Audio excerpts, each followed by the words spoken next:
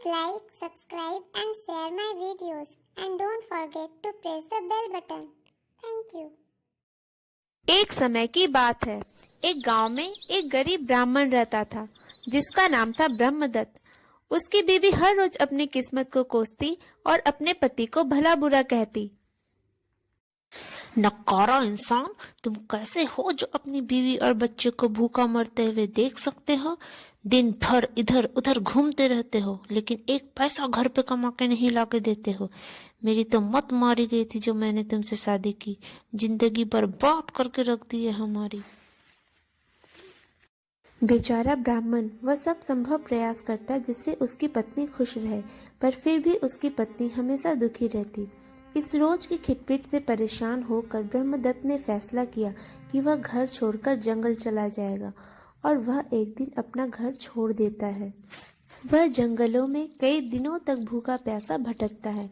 बहुत दिनों तक जंगलों में भटकने के बाद उसे एक कुआं दिखाई देता है। बचाओ, बचाओ। वह आवाज सुनते ही उस कुएं में झांक कर देखता है।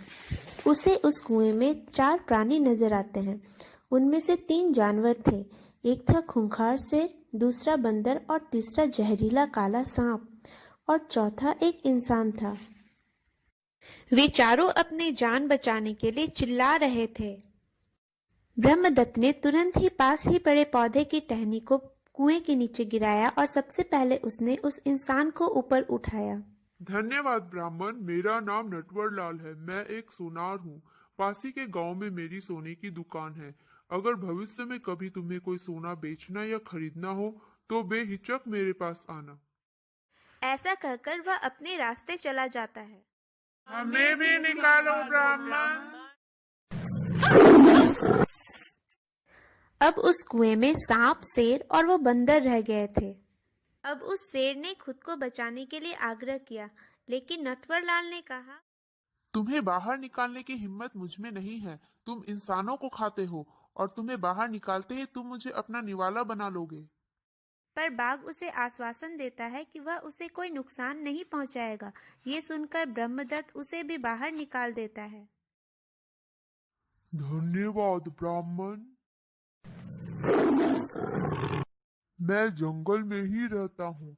तुम कभी भी आकर मुझसे मिल सकते हो। मैं हमेशा तुम्हारा आभारी रहूंगा। अब उस कुएं में बंदर और वो सांप बच गए थे। ब्राह्मण, जरा हमें भी तो बाहर निकालो। हमें यहाँ बहुत डर लग रहा है।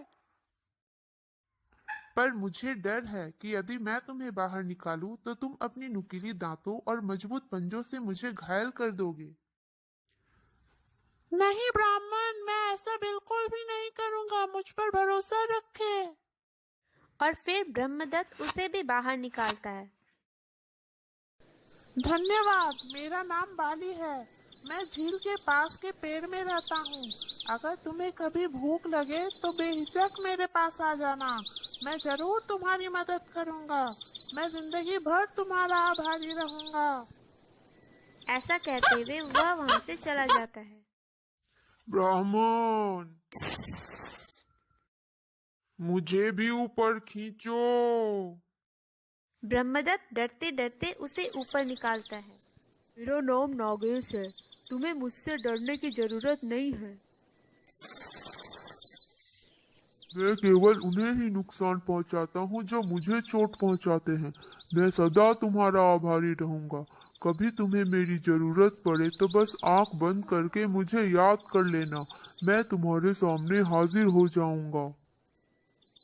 ऐसा कहते हुए नागेश भी वहां से चला जाता है।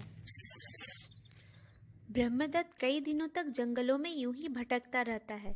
इतने दिनों तक जंगलों में भटकते रहने से उसे भूख लगती है और उसे बाली की याद आती है। वह उसे ढूंढता हुआ उसके पास पहुंचता है। बाली, मैं ब्रह्मदत्त। अरे ब्राह्मण, बोलो, कैसे आना हुआ? मुझे बहुत ही भूख लगी है। क्या कुछ खाने को मिल सकता है? बाली अपनी भाषा में अपने दोस्तों से ब्रह्मदत्त के लिए कुछ फल लाने के लिए कहता है। बाली के दोस्त जंगलों से फल तोड़कर लाते हैं और उसे ब्रह्मदत्त को देते हैं। ये लीजिए महाशय। धन्यवाद बाली। और ऐसा कहते हुए ब्रह्मदत्त उस शेर की तलाश में निकल पड़ता है। ब्रह्मदत्त को वो शेर एक झील के पास बैठा हुआ दिखता है। आओ ब्राह्मण, मैं तुम्हारा ही इंतजार कर रहा था। मेरे पास कुछ सोने के गहने हैं तुम्हें देने के लिए। पर आपको ये गहने मिले कहाँ से? दरअसल कुछ दिन पहले एक राजकुमार यहाँ अपने घोड़े के साथ शिकार करने के लिए आया था और यहीं उसकी मृत्यु हो गई। उसके सारे गहने मैंने रख लिए। ये लो, ये तुम्हारे काम आएंगे। ब्रह्मदत्त को उस सोनार नटवरलाल की याद आती है। क्यों ना मैं ये गहने नटवरलाल को बेच दूं, वो मुझे इसके अच्छे दाम देगा। ऐसा कहते हुए वह उस सोनार के पास जाता है। ये तो बहुत ही उच्च कोटि के सोने हैं।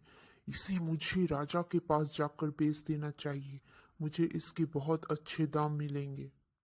और वह ब्रह्मदत्त को अपने दुकान पर बैठाकर राजा के पास वह गहने बेचने आता है।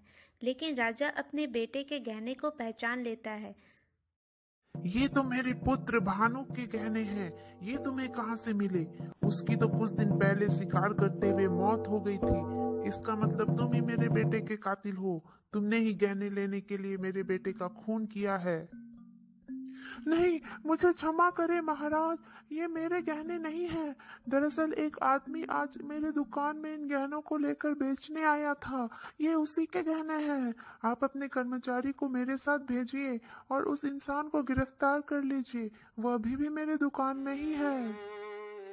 इस तरह बेचारे ब्रह्मदत्त को मौत की सजा सुनाई जाती है और उसे कारावास में डाल दिया जाता है।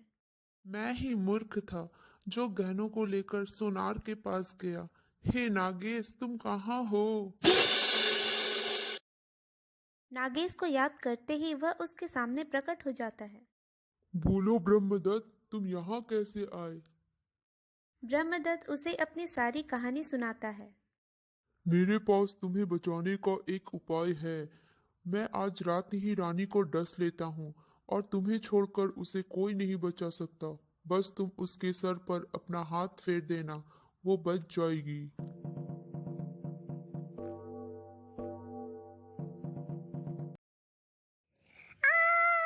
मुझे सांप ने काट दिया।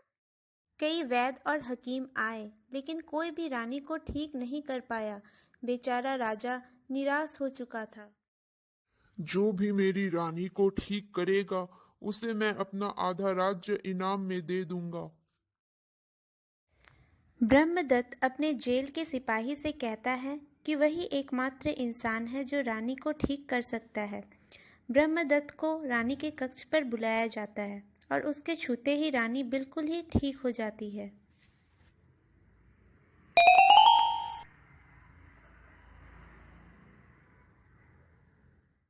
राजा ब्राह्मण से सारी सच्चाई सुनता है कि कैसे उसे वो गहने मिले थे।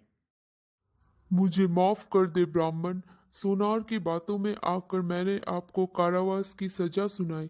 मैं आपका क्षमा प्रार्थी हूँ। और फिर राजा ब्रह्मदत्त को अपना आधा साम्राज्य भेंट कर देता है और उधर सोनार को आजीवन कारावास की सजा सुनाई जाती है। और फिर ब्रह्मदत्त खुशी खुशी अपने परिवार के साथ रहने लगता है।